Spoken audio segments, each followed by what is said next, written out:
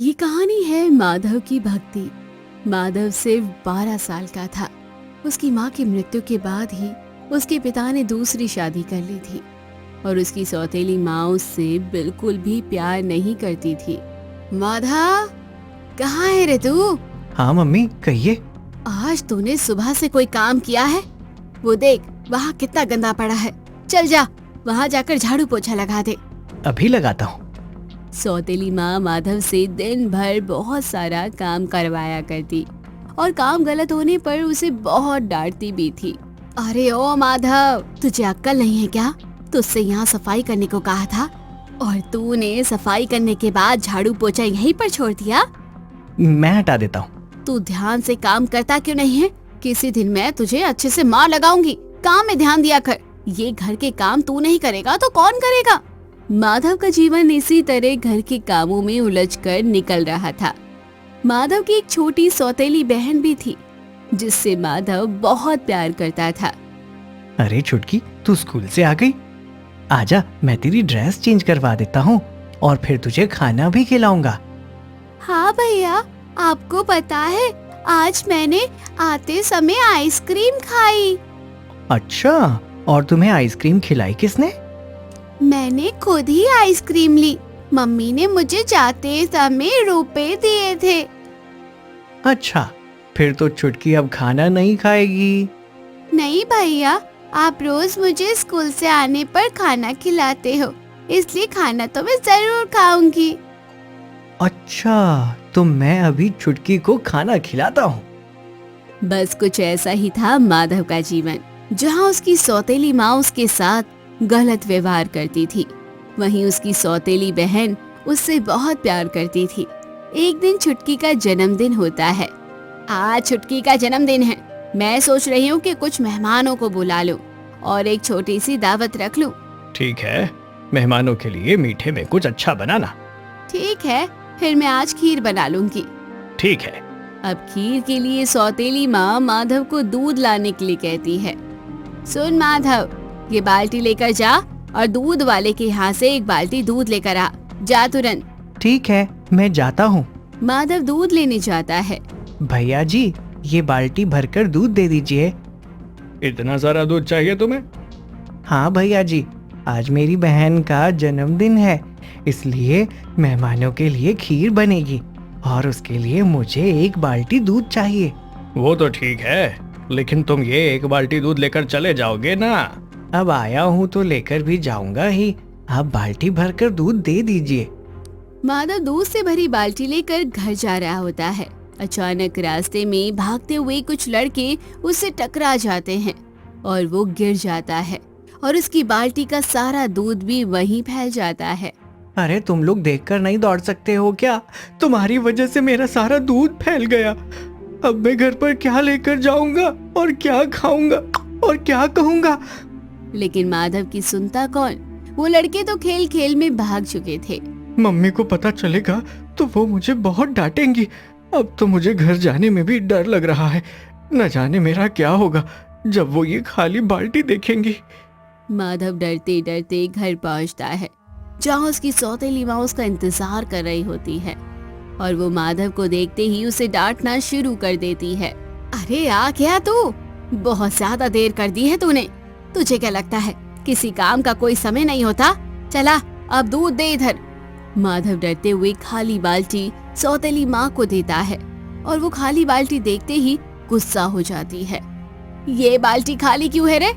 क्या सारा दूध तू पी गया? नहीं माँ, रास्ते में कुछ लड़के खेलते हुए मुझसे टकरा गए थे, जिस वजह से मैं गिर गया और सारा दूध फैल गया। क्या? सारा दूध फैल गया? अच्छा, बहुत अच्छी कहानी बनाई है तूने। कहानी नहीं माँ, मैं सच कह रहा हूँ। मैं क्या तुझे जानती नहीं हूँ? तू जो चाहता ही नहीं है कि मेरी प्यारी छुटकी का जन्मदिन मनाया जाए। इतना जलता है तू मेरी प्यारी बेटी से कि तू जानबूझकर सारा का सारा दूध फैलाया। सौतेली माँ गुस्से में माधव की पिटाई कर देती है, जिससे माधव गिर जाता है और उसके पैर में चोट भी लग जाती है। अगली बार अगर तूने चालाकी की, ऐसी नकली कहानी बनाकर मुझे बेवकूफ बनाने की, तो देखना तुझे मैं इतना पीटूंगी ना, तो देखना। अब माधव रोते हुए अकेले अपने कमरे के कोने में जाकर बैठ जाता है, जहाँ उसने अपने हाथों से खुद से बनाए हुए मिट्टी के जगन्नाथ भगवान की मूर्ति रखी हुई थी। हे जगन्नाथ जी, आप तो सब सच जानते ही हैं ना, मैंने जानबूझकर दूध नहीं फैलाया। वो तो उन लड़कों की वजह से दूध फैल गया था, लेकिन माँ ने मेरी बात नहीं मानी और उन्होंने मुझे बहुत पीटा। मेरे पैर में बहुत लग गई है जगन्नाथ जी। माधव रोज जगन्नाथ जी की मूर्ति की पूजा करता और रोज ही उन्हें भोग चढ़ाया करता था, और जब भी ऐसा कुछ होता तब वो उनसे शिकायत भी किया करता था। आप बताइए ना जगन्नाथ जी, मुझे इतनी तकलीफ क्यों दी जाती है? मैं तो रोज आपकी पूजा करता हूँ, रोज आपको भोग भी लगाता हूँ, फिर मेरे साथ ऐसा क्यों होता है? सिर्फ इसलिए कि मैं सौतेला बेटा हूँ, इसलिए वो मुझे पसंद नहीं करती। लेकिन इसमें मेरी क्या गलती है? मैं तो सब अच्छा ही करता हूँ ना, और वो नहीं समझती तो क्या? आपको तो मेरी परेशानी समझनी चाहिए ना जगन्नाथ जी। माधव जगन्नाथ भगवान जी का स्मरण करते हुए रोए जा रहा था, और ये बात जगन्नाथ भगवान जी तक भी पहुंच रही थी। जगन्नाथ भगवान जी स्वर्ग में बैठे माधव की पूरी बात सुन रहे होते हैं, और माधव का दुख और उसकी पीड़ा देखकर उनकी आंखों से भी आंसू छलक पड़ते हैं। छुटकी का जन्मदिन अच्छे से मनाया जाता है, और फिर रात में माधव की सौतेली माँ उसके पिता को बताती है कि माधव दूध फैला कर आया था। आपको पता है माधव कितना चालाक होता जा रहा है।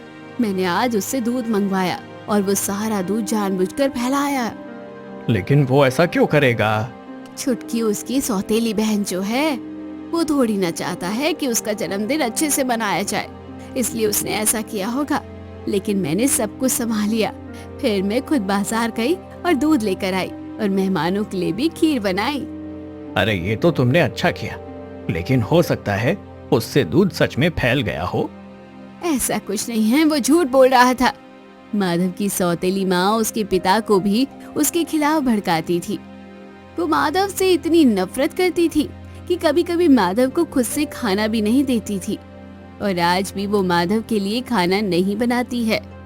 मम्मी, मुझे भूख लगी है, खाना दे दो। मैंने अभी तेरे लिए खाना नहीं बनाया है, शाम में ले लेना। माधव रोज भगवान जगन्नाथ जी को भोग चढ़ाया करता था, इसलिए वो जगन्नाथ जी को भोग लगाने के लिए थोड़ा सा खाना निकाल लेता है। वो भगवान को भोग लगाने जा ही रहा था कि तभी सौतेली माँ उसे देख लेती है। ये खाना छुपाकर कहाँ ले जा रहा है रे तू? सबकी नजरों से बचकर अपने ही घर में चोरी करके इसे बाहर बेचने जा रहा है। इससे पहले कि माधव सौतेली माँ से कुछ कह पाता, सौतेली माँ उसे मारने लगती है, और माधव के कई जगह चोट भी लग जाती है। बस तभी उसके पिता भी वहाँ आ जाते हैं। अरे क्यों मार रही हो तुम इसे? क्या किया इसने? क्या किया? ये घर से खाना चुरा कर बाहर बेचने जा रहा है, पूछिए इससे। अरे तुम भी ना, इतना थोड़ा सा तो खाना है, कौन खरीदेगा इतना सा खाना? और भला ऐसे खाना कौन बेचता होगा और कौन खरीदता होगा जो तुम इसे इतनी सी बात पर मार रही हो? तो क्या फेंकने जा रहा है? जब मैंने इससे कह दिया कि अभी खाना नहीं है और इसे शाम में खाना मिलेगा, तो इसे जरूरत क्या थी ऐसे चोरी छुपा कर खाना लेने की? आप इसे जानते नहीं हैं अभी। वो सब छोड़ो तुम, माधव तुम जाओ। माधव रोता हुआ अपने कमरे में चला जाता है। वो थोड़ी देर बैठकर रोता है और फिर अपने आंसू पोंछकर जगन्नाथ भगवान को भोग में जल चढ़ाने लगता है। हे जगन्नाथ जी, ये लीजिए जल। आज मेरे पास सिर्फ यही है आपको भोग लगाने के लिए, मुझे क्षमा कीजिएगा। आज मैं आपके लिए कुछ भी खाने को नहीं ला सका। आपको पता है जगन्नाथ जी, आज मेरे बहुत ज्यादा चोट लग गई। माँ ने मारा है ना, इस वजह से मुझे दर्द भी बहुत हो रहा है। माधव ऐसा कहते हुए रो पड़ता है और वो रोते रोते वहीं जगन्नाथ जी की मूर्ति के पास सो जाता है। माधव का ये हाल स्वर्ग में बैठे जगन्नाथ भगवान जी देख रहे होते हैं। वो वहीं से माधव को हाथ लगाकर आशीर्वाद देते हैं, जिससे माधव के जहाँ भी चोट लगी होती है वो ठीक हो जाती है। अगले दिन जब माधव उठता है तब वो गौर करता है कि उसकी कहीं भी चोट नहीं लगी और उसको कहीं दर्द भी नहीं हो रहा है। अरे कल रात में तो मेरे बहुत ज्यादा दर्द हो रहा था, चोट भी लगी हुई थी, लेकिन अभी सब ठीक लग रहा है। ना ही दर्द हो रहा है, ना ही चोट लगी है। यानी कि भगवान जगन्नाथ जी ने मुझे पूरी तरह ठीक कर दिया। यानी वो मेरी बात सुनते हैं और उन्होंने ही मुझ पर अपनी कृपा बनाई है। माधव इस बात से बहुत खुश होता है और ये बात उसके मन में रह जाती है कि भगवान ने उसे ठीक तो कर दिया है। अब कुछ दिन बाद में भगवान जगन्नाथ जी की रथ यात्रा निकलनी होती है और ये बात माधव के पिता को भी ध्यान होती है। लगता है इस बार मुझे छुटकी के लिए एक रथ लाना ही पड़ेगा। रथ किस लिए? कुछ ही दिनों में भगवान जगन्नाथ जी की पूजा आ रही है, जिसमें बच्चे रथ लेकर निकलते हैं और मैं चाहता हूँ उसमें हमारी छुटकी भी रथ लेकर निकले। इसलिए मैं उसके लिए एक रथ लेकर आऊंगा। हाँ, ये तो अच्छी बात है। के लिए ही रथ लेकर आएंगे, मेरे लिए वो रथ नहीं लाएंगे। इसलिए मैं खुद ही जगन्नाथ जी के लिए रथ बनाऊंगा और उनकी पूजा में रथ भी निकालूंगा। अब माधव रथ बनाने का जुगाड़ ढूंढने लगता है। रथ बनाने के लिए मुझे लकड़ी चाहिए होगी या फिर बांस, जिसका मैं रथ बना पाऊंगा। इसीलिए मैं पहले बांस का जुगाड़ करता हूँ। अब माधव बांस के टुकड़ों का जुगाड़ करता है और उनसे एक छोटा सा रथ बना लेता है। माना ये रथ बड़ा नहीं है और दिखने में भी उतना अच्छा नहीं है, लेकिन ये मैंने बहुत मन से बनाया है, इसीलिए जगन्नाथ जी को ये बहुत पसंद आएगा। माधव पूजा में जो रथ निकलने वाला होता है उसकी तैयारी कर चुका होता है, लेकिन अब मौसम के बिगड़ने के बाद ऐसा लगता है जैसे तेज बारिश होने वाली हो और ऐसे में सौतेली माँ फिर से माधव को काम दे देती है। अरे माधव, कहाँ है रे तू? हाँ मम्मी। माधव अचार लेने छत पर जाता है और अब बारिश शुरू होने वाली होती है। जल्दी से अचार लेकर नीचे जाता हूँ और इस बार बहुत ध्यान से जाऊंगा, वरना मम्मी फिर से मारेगी। माधव अचार लेकर जा ही रहा होता है, लेकिन उसका पैर फिसल जाता है और वो गिर जाता है और सारा अचार बिखर जाता है। अरे ये क्या हो गया? मेरे तो बहुत तेज लग गई है। उसकी आवाज सुनकर सौतेली माँ तुरंत आ जाती है और बिखरा हुआ अचार देखकर वो माधव पर बहुत ज्यादा गुस्सा करती है। तूने ये काम भी बिगाड़ दिया। इतनी मेहनत से मैंने ये अचार बनाया था और तूने आज सारा का सारा अचार खराब कर दिया। ऐसा बोलकर सौतेली माँ माधव को पीटने लगती है। तू इस घर में रहने लायक नहीं है, चल निकल यहाँ से, निकल जा इस घर से। गुस्से में सौतेली माँ उसे घर से बाहर निकाल देती है और माधव भी अपने बनाए हुए रथ में भगवान जगन्नाथ की बनाई हुई मिट्टी की मूर्ति के पास जाकर उस रथ को छोड़ देता है। अब मैं घर नहीं जाऊंगा, मेरे जगन्नाथ जी मेरा जीवन अच्छा कर देंगे, लेकिन मैं बिना बुलाए घर नहीं आऊंगा। माधव जाकर एक नदी के पास बैठ जाता है और वहाँ सोचने लगता है। अब तो तेज बारिश आने वाली है, कुछ तो करना होगा। क्या करूं मैं कि मेरे पास यहाँ रहने को एक अच्छी सी जगह हो। वो अपने लिए सुरक्षित स्थान और एक सही जगह के बारे में सोच रहा होता है कि तभी अचानक बारिश शुरू हो जाती है। अब मैं क्या करूं, कहाँ जाऊं? मम्मी ने तो घर से मुझे निकाल ही दिया है। फिलहाल के लिए तो मैं किसी पेड़ के नीचे बैठ जाता हूँ, बारिश से थोड़ी राहत तो मिल ही जाएगी। माधव अपना रथ और जगन्नाथ जी की मूर्ति लेकर पेड़ के नीचे बैठ जाता है।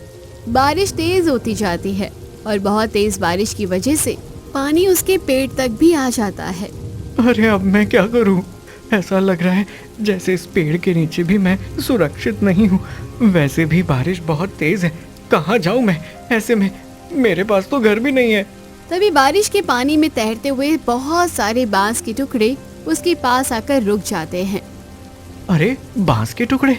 वैसे अगर मैं बांस के टुकड़ों से रथ बना सकता हूँ तो मैं इन बांस के टुकड़ों से अपना रहने के लिए एक छोटा सा घर भी तो बना सकता हूँ, और इसके लिए मुझे कई सारे बांस के टुकड़ों की आवश्यकता होगी। अभी के लिए तो ये जो बारिश के पानी में बांस के टुकड़े तैरते हुए आ गए हैं, मैं इन्हीं को इकट्ठा कर लेता हूँ, इन्हीं से एक छोटा सा घर बना लेता हूँ। अब माधव बांस के टुकड़े इकट्ठे कर लेता है और बारिश थमने का इंतजार करने लगता है। थोड़ी देर में बारिश रुकती है और माधव बांस के टुकड़ों से किसी तरह अपने लिए एक छोटा सा घर बना लेता है। माधव ऐसे ही जीवन जीने लगता है। अब भगवान जगन्नाथ जी की पूजा का दिन आता है।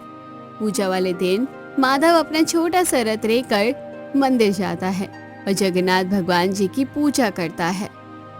भगवान जगन्नाथ जी माधव की पूजा से प्रसन्न होकर उसे आशीर्वाद देते हैं। माधव के दिन ऐसे ही बीतते जाते हैं। अब जहाँ माधव अकेला अपना जीवन किसी तरह गुजार रहा होता है, वहीं उसके घर वाले छुटकी की तबीयत को लेकर काफी ज्यादा परेशान होते हैं। कितने दिन से बीमार है आपकी बेटी?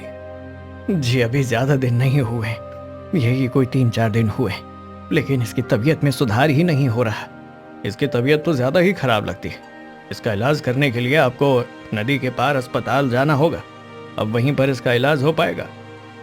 अब जहाँ भी जाना हो, मैं अपनी बेटी को उसके इलाज के लिए अस्पताल तो जरूर लेकर जाऊंगा। हाँ जी, हमारी छुटकी जल्दी से ठीक हो जाए, इसके लिए आप जल्दी से उसे अस्पताल ले जाइए। अब पिता और माँ दोनों छुटकी को लेकर अस्पताल के लिए निकल पड़ते हैं। वो दोनों जल्दी जल्दी नदी तक पहुँचते हैं, लेकिन वहाँ कोई नहीं होता जो उन्हें नदी पार करवा सके। अब ये नदी पार कैसे की जाए? आखिर इस नदी को पार करके ही तो मैं अपनी छुटकी का इलाज करवा पाऊंगा। मेरे तो प्राण निकले जा रहे हैं, कब मेरी छुटकी का इलाज होगा? अब आप जल्दी से कोई उपाय निकालिए और हमें नदी पार करवाइए। और तभी अचानक से बहुत तेज बारिश शुरू हो जाती है। अरे इतनी तेज बारिश कैसे होने लगी? अब सभी एक पेड़ के नीचे जाकर बैठ जाते हैं और बारिश थमने का इंतजार करने लगते हैं। पता नहीं हम आज अस्पताल पहुंच पाएंगे या नहीं, वैसे ही बारिश इतनी तेज है। पिता और सौतेली माँ दोनों ही परेशान होते हैं। तभी पिता को वहाँ एक छोटा सा बांस का घर दिखाई देता है। रुको, मैं घर में जाकर पूछता हूँ, शायद वहाँ कोई मदद मिल जाए। पिता उस बांस के घर में जाकर पूछते हैं तो वो माधव को वहाँ देखकर चौंक जाते हैं और माधव भी उन सभी को वहाँ देखकर, पिताजी आप और मम्मी और छुटकी भी वहाँ हैं। अब पिता माधव को सारी बातें बताता है। माधव, छुटकी की तबीयत बहुत खराब है और उसे नदी पार करके अस्पताल लेकर जाना है, लेकिन बारिश इतनी तेज हो रही है, ऊपर से नदी पार करने के लिए भी यहाँ कोई नहीं है। हम लोगों को समझ ही नहीं आ रहा कि क्या करें। अब माधव छुटकी की ओर देखता है, वो आंखें बंद करके सो रही होती है। मेरी छुटकी की तबीयत खराब है और मुझे पता ही नहीं, आखिर मैं भी तो उसके लिए कुछ कर सकता हूँ। अब माधव तुरंत जाकर जगन्नाथ भगवान से प्रार्थना करता है। हे जगन्नाथ जी, मेरी बहन छुटकी बहुत बीमार है, उसे अस्पताल लेकर जाना है, लेकिन इतनी तेज बारिश में ये नदी पार करना बहुत मुश्किल है। आप कृपा करके मुझे कोई रास्ता बताएं। ये बात जगन्नाथ भगवान सुन रहे होते हैं और फिर वो माधव को आशीर्वाद देते हैं। तभी अचानक से बारिश बंद हो जाती है। चलो, बारिश तो बंद हो गई, जरूर ही ये भगवान जगन्नाथ की कृपा है। धन्यवाद जगन्नाथ जी, अब बस मुझे ये नदी पार करवानी है। माधव सोच ही रहा था कि नदी पार करने के लिए क्या किया जाए।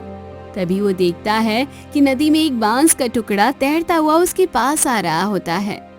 अगर नदी में ये बांस का टुकड़ा तैर सकता है तो बांस का बनाया हुआ दरवाजा भी तैर ही जाएगा। क्यों ना मैं एक काम करूं, मैं अपने घर के दरवाजे का इस्तेमाल करके सभी को नदी पार करवा दूं।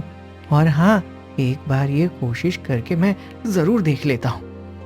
अब माधव तुरंत अपने बनाए हुए छोटे से घर का दरवाजा निकालता है और सबसे कहता है, हम सब लोग इस दरवाजे पर बैठकर इसे चलाएंगे और इस तरह हम नदी पार कर लेंगे, क्योंकि बांस का बना ये दरवाजा एक नाव की तरह काम करेगा। हाँ, सही कह रहे हो तुम माधव, इस दरवाजे पर बैठकर हम नदी पार कर लेंगे।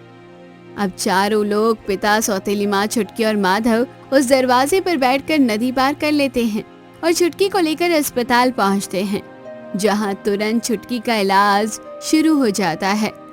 हे जगन्नाथ जी, मेरी छोटी बहन छुटकी को ठीक कर दीजिए, वो बहुत बीमार है, आपकी कृपा से वो स्वस्थ हो जाए।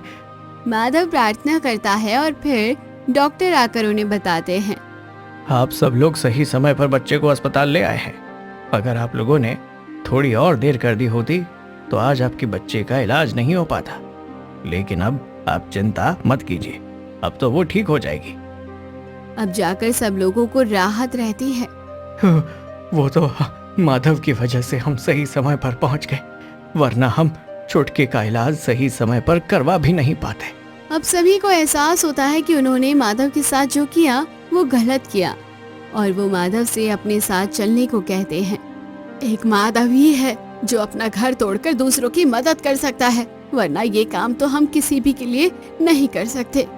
हाँ माधव, तुमने जो किया है वो हर कोई नहीं कर सकता बेटा।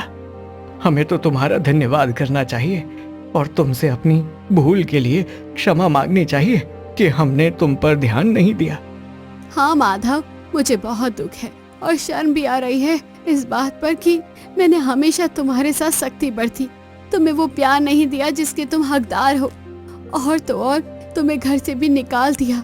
मुझे क्षमा कर दो बेटा।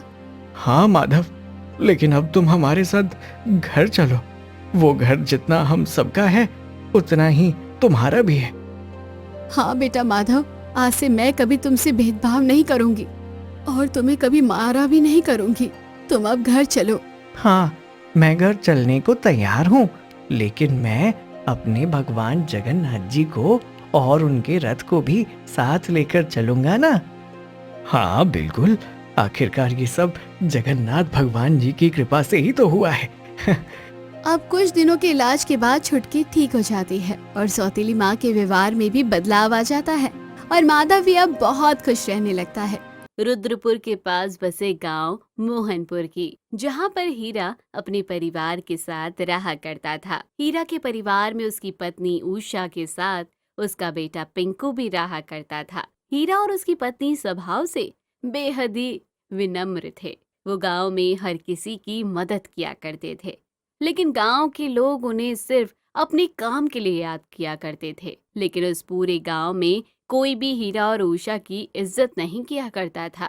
अरे ओ उषा, तू आज क्यों आई है? तुझे आज किसी ने बुलाया था क्या, जो मुंह उठाकर चली आई? भाभी जी, आपके यहाँ पिछले 15 दिनों से आपकी मदद करने आ रही थी।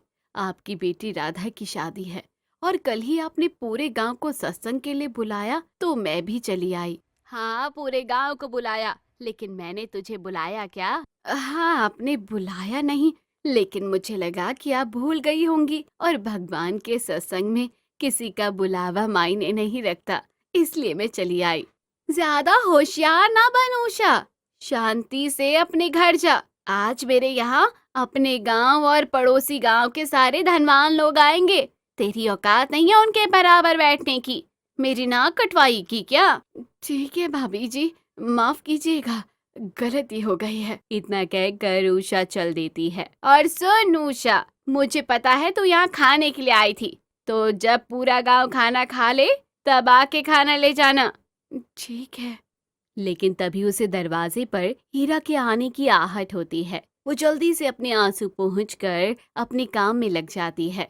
लाओ उषा, कुछ खाने के लिए हो तो दे दो, फिर मुझे सरपंच जी के यहाँ काम करने जाना है। लाती हूँ जी। वाह, क्या स्वादिष्ट भोजन है। मैं ईश्वर का रोज शुक्रिया अदा करता हूँ कि उसने मुझे भोजन दिया और साथ में उस भोजन को इतना स्वादिष्ट बनाने वाली जीवन संगिनी भी दी। लेकिन उषा का ध्यान तो हीरा की बातों पर था ही नहीं। वो अपनी ही बातों में उलझी हुई थी। उषा उषा, क्या हुआ? तुम्हारा ध्यान कहाँ है? आखिर बात क्या है जो तुम इतनी गहनता से सोच रही हो? तभी उषा का ध्यान टूटता है। क्यों जी, एक बात बताओ, हम अगर गरीब हैं तो इसमें हमारी क्या गलती है? मैं तुम्हारा चेहरा देखकर ही समझ गया था कि आज फिर किसी ने तुमसे कुछ कहा है। तुम बिल्कुल भी चिंतित मत हो उषा। आज हमारा नहीं है तो क्या, कल हमारा जरूर होगा, और देख लेना जल्दी ही हमारा अच्छा समय भी आएगा। हाँ, मुझे भी अपने ईश्वर पर पूरा भरोसा है। आज जिस माता रानी के सत्संग में जाने से मुझे मेरी पड़ोसन ने रोका है, एक दिन वो होगा जब वो खुद मेरे घर चलकर मुझे बुलाने आएंगी। अच्छा चलो, अब मैं काम पर चलता हूँ और तुम अपना और पिंकू का ख्याल रखना। मैं जल्दी ही आता हूँ। इतना कहकर हीरा सरपंच जी के यहाँ काम करने के लिए निकल जाता है। आ गए तुम हीरा, वाकई में बड़ी मोटी चमड़ी के हो। अरे काम नहीं करना है तो साफ साफ बोल दो, कल ही मुनीम जी से कहकर तुम्हारा हिसाब करवा देता हूँ। क्या हुआ मालिक, मैं तो अपना काम ठीक से करता हूँ, समय पर आता हूँ, समय पर जाता हूँ, आखिर क्या भूल हुई मुझसे? अच्छा, बड़े सीधे बन रहे हो। अरे बोला था ना कि कल ये 100 बोरे पूरे अंदर गोदाम में लगा देना। लेकिन ये 10 बोरे बाहर क्यों पड़े रह गए? मालिक, मैं कल रात को 8 बजे तक ये सारे बोरे रख ही रहा था कि लेकिन तभी अचानक से बिजली चली गई। तो मैंने बहुत इंतज़ार किया, लेकिन नहीं आने पर मैं घर चला गया। क्यों, थोड़ी देर और नहीं रुक सकते थे क्या? मालिक, मेरी पत्नी मेरे घर पहुंचने पर लाए हुए राशन से ही भोजन बनाती है, इसलिए मैंने जाना उचित समझा। इसकी जुबान बहुत लंबी हो रही है। आज से तेरी पगार आधी करवाता हूँ। नहीं मालिक, ऐसा मत कीजिए, ये तो मुझ पर घोर अन्याय होगा। इतना कहकर सरपंच जी वहां से बिना कुछ सुने चले जाते हैं। मालिक, मेरी आज की दिहाड़ी। क्यों, तुमको सीधी भाषा समझ नहीं आती है क्या? जब हम तुमको सुबह कह दिए थे, फिर भी तुम अपनी दिहाड़ी मांगने चले आए। अभी यहाँ से जाते हो या फिर तुम्हारा काम ही बंद करवा दूं? नहीं मालिक, ऐसा नहीं कीजिए। और रोते हुए हीरा सरपंच जी की कोठी में से निकल जाता है। आज मेरे ईश्वर ने मेरा कुछ और ही इंतजाम कर रखा होगा। अभी हीरा सोचते हुए कुछ ही कदम आगे बढ़ा था, तभी उसे पीछे से एक आवाज सुनाई देती है। बेटा बेटा, जरा मेरी मदद करो बेटा। क्या हुआ माई? आप कुछ परेशान लग रही हैं। हाँ बेटा, जरा मेरी ये पोटली मेरी जगह तक पहुंचा दे। हाँ माई, क्यों नहीं। लाओ, ये मुझे दे दो और आप धीरे धीरे मेरे पीछे चल कर आ जाओ। हीरा धीरे धीरे बुढ़िया से बात करते हुए आगे बढ़ रहा था। तभी माई, आपने अभी तक ये नहीं बताया कि आपको जाना कहाँ है। तभी हीरा पलट कर देखता है तो वहाँ कोई नहीं था। अरे वो माई कहाँ चली गई? अभी तो यही थी। अब ऐसे में मैं ये पोटली रास्ते पर रखकर भी नहीं जा सकता, कहीं कोई ले गया तो। अब तो रात भी हो चली है। चलो मैं ये घर ले चलता हूँ, मेरी पत्नी मुझे जरूर सही सलाह देगी। अरे, आज तो लगता है कि सरपंच जी ने आपके ऊपर बड़ी ही मेहरबानी की है। इस पोटली में क्या है? फिर हीरा उषा को रास्ते में हुई सारी बातें बताता है, जिसे सुनकर उषा भी अचंभे में पड़ जाती है। फिर मुझे समझ ही नहीं आया, इसीलिए मैं ये घर लेकर चला आया। अब तुम ही बताओ कि मैं इस पोटली का क्या करूं? कोई नहीं, अभी इसे यहीं एक तरफ रख देते हैं।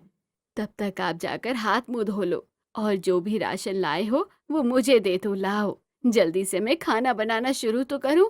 वैसे ही आज बहुत देर हो गई है। हाँ पिताजी, मुझे भी बड़े जोरों से भूख लगी है। माँ, मुझे तो आज हलवा खाना है। बड़े ही दिनों से आपने कुछ भी मीठा नहीं बनाया है। पिंकू की बात सुनकर हीरा उदास हो जाता है। क्या हुआ पिंकू के पापा, कुछ बोलते क्यों नहीं हो आप? पिंकू की माँ, आज सरपंच जी ने मुझे कोई दिहाड़ी नहीं दी और आगे के 15 दिन भी मुझे कुछ नहीं देने वाले हैं। क्या? ऐसा क्यों? लेकिन अगर ऐसा सच में हुआ तो हम क्या खाएंगे फिर? तभी पिंकू देखता है कि उस लाई हुई पोटली में से कुछ बाहर निकल रहा है। माँ, देखो, इस पोटली में से कुछ बहकर बाहर आ रहा है। आपको ये पोटली खोलकर उसे सही कर देना चाहिए। अरे, ये तो घी जैसा कुछ है। वैसे तो मुझे ये पोटली खोलनी नहीं चाहिए थी, लेकिन अगर मैंने ये नहीं खोली तो ये सारा यहीं फैल जाएगा। हाँ, खोलकर ठीक कर दो। जैसे ही उषा पोटली खोलती है तो पूरे घर में उस पोटली में रखे सामान की महक फैल जाती है। माँ, इसमें तो सच में बहुत ही स्वादिष्ट भोजन है, मुझे खाना है।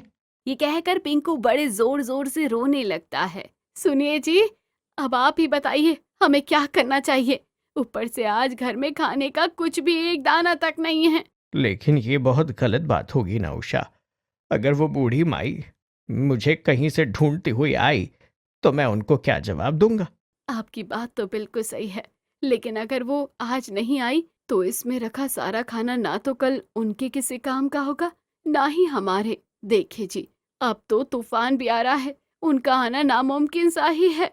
और पता नहीं क्यों मेरा दिल कहता है कि वो बूढ़ी माई नहीं बल्कि मेरी माता रानी थी, जो आपकी मदद करने आई थी। ये सुनकर हीरा एकदम सोच में पड़ जाता है। अब मुझे भी यही लग रहा है, क्योंकि मुझे जहां तक आज वो बूढ़ी माई मिली वो घने जंगल का रास्ता था, जहां मुझे कोई भी नहीं मिलता है, खासकर शाम के वक्त। चलो अब हम ये भोजन खा लेते हैं। अरे वाह, इसमें तो हलवा भी है, जो कि आज पिंकू को खाना था। लो भाई पिंकू, तुम्हारी इच्छा भी पूरी हो गई है। वो तीनों खाना खाकर बैठे ही थे कि तभी तेज तूफान और बारिश के कारण उनका कच्चा मकान जोर जोर से टपकने लगता है। उषा, जल्दी से एक और पतीला लाओ, वहां उस तरफ रखो। तीनों जैसे तैसे करके रात बिताते हैं। सुबह होते ही हीरा अपनी पत्नी उषा से कहता है, मैं क्या कहता हूँ, हमें अपने भाई के घर जाना चाहिए, उनसे मदद मांगने। अब अगर आज भी उन्होंने हमारी मदद नहीं की तो कब करेंगे?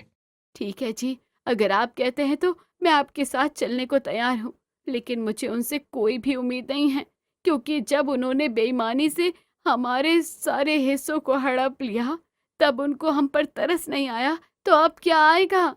चलो तुम पिंकू को भी साथ ले लो। अरे कहाँ घुसे चले आ रहे हो? जान ना पहचान, मैं तेरा मेहमान। कहिए कहाँ जाना है? मुझे अपने बड़े भाई नरोत्तम जी से मिलना है। हा हा हा, अच्छा मजाक है। सेठ जी तुम्हारे भाई हैं? अरे तुम शक्ल से ही भिखारी लग रहे हो, उनको अपना बड़ा भाई कहते हो। झूठ बोलते हुए शर्म नहीं आती? कहो क्यों आए हो हीरा, अब क्या जरूरत आन पड़ी? भैया, आप तो जानते ही हैं कल कितने तेज आंधी और तूफान आया था, जिससे अब मेरे मकान की छत धमकने वाली है। मेरी मदद कीजिए भैया, कहीं कोई बड़ी अनहोनी नहीं हो जाए। अरे बड़ी अनहोनी तो ऐसे कह रहे हो जैसे तुम्हारी जान बड़ी ही अनमोल हो। देखो, अब मेरे से कोई उम्मीद ना रखो। भैया, लेकिन ये तो आप भी जानते हैं कि माँ बाप के बचपन में गुजरने के बाद आपने ही पिताजी की पूरी खेती और घर पर कब्जा कर लिया। अब मेरे पास ना तो घर है और ना ही खेती। अब मैं क्या करूं, कहाँ जाऊं? कब्जा? अपनी जुबान को लगाम दे हीरा। बड़े होने के नाते वो सब संपत्ति मेरी ही हुई ना कि तुम्हारी। चलिए जी, मैं तो कहती थी पहले ही कि यहाँ आना बेईमानी है। चलिए हम अपने घर वापस चलते हैं। तभी नरोत्तम का बेटा वहाँ बड़े ही खूबसूरत खिलौने से खेल रहा होता है, जिसे देख पिंकू मचल उठता है।